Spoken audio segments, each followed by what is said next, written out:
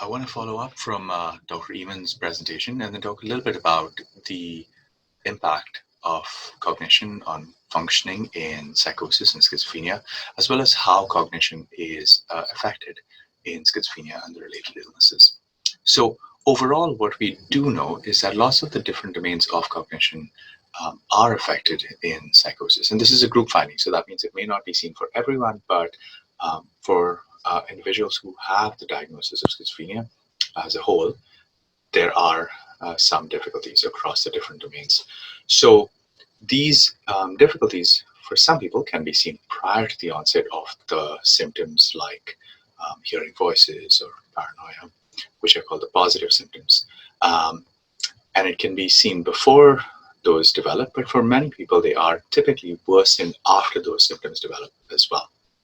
And they can all be impacted by other factors which can go along with the illness, like stress or anxiety or lack of sleep or the severity of the voices that we might be hearing and so on.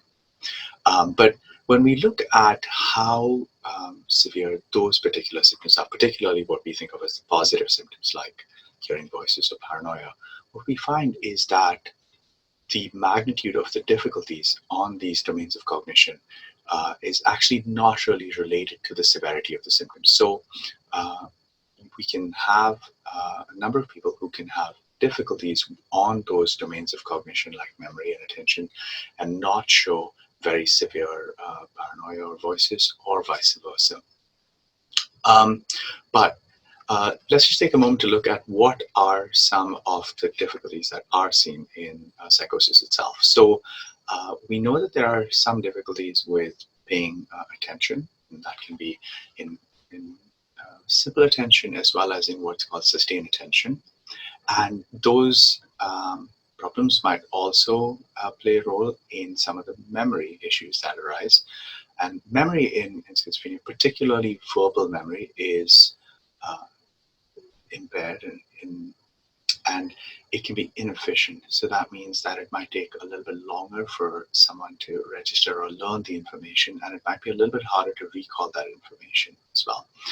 And there are also problems which are seen in the domains of processing speed as well as executive functioning. Now, we talked about how these difficulties may not necessarily be related to how uh, to the severity of the hearing voices or the paranoia, but it does turn out that these problems with memory and attention and cognition, the magnitude of those difficulties does actually predict functioning in daily life. So in social functioning, in employment, in the ability to live independently.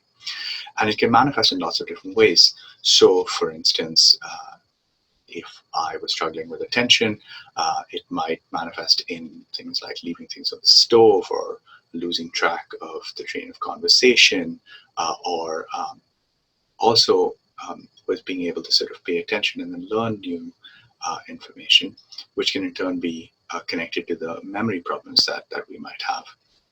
And so the memory problems you could see might play a role, for instance, if I have chores to do or tasks to take care of, it might be hard for me to keep track of them or to remember what are the things that need to be done at any particular time.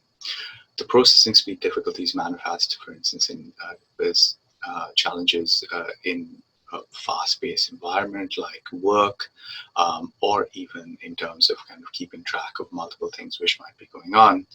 Um, which in turn connect to some of the difficulties with executive functioning. So problems with multitasking or being overwhelmed by plans which have a lot of steps, and also difficulties in the context of social interactions, uh, keeping track of these different conversations, trying to figure out what's the appropriate thing to do in different settings.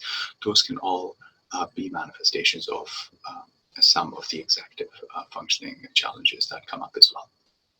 So these cognitive problems that are seen in schizophrenia don't typically respond very well to the traditional antipsychotic medications. And so we do need specific interventions to help with improving cognition.